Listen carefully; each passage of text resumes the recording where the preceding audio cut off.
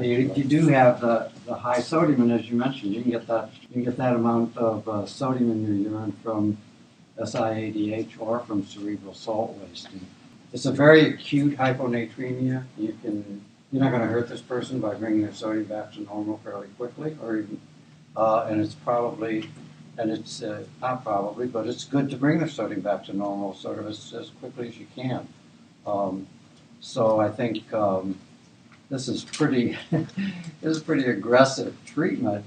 That's a lot, you're giving her a lot of salt, both at the 3% sodium by mouth, and then the fact that she still has sodium in her urine after you're giving her fluorocortisone.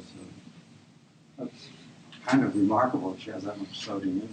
The only way you can really be sure of cerebral salt wasting is if you have a high sodium in the urine in a situation like this with a patient who is dehydrated.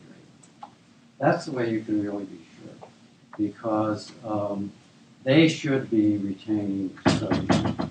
And if you remember, the sodium in the urine of SiADH is a response to volume expansion. So you get volume expansion, and the only way you can get rid of volume expansion if you have SiADH is not by getting rid of water, but by getting rid of sodium. And so you get rid of sodium to try to bring your volume back down to normal.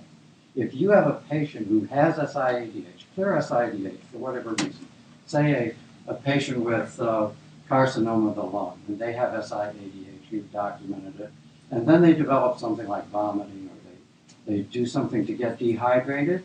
When they get dehydrated, the urinary sodium goes down. They conserve sodium just like anybody else.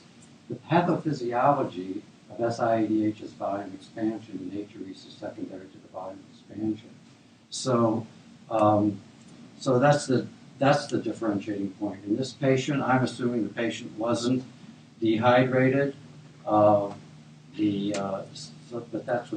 that's the only way you can really distinguish cerebral salt wasting.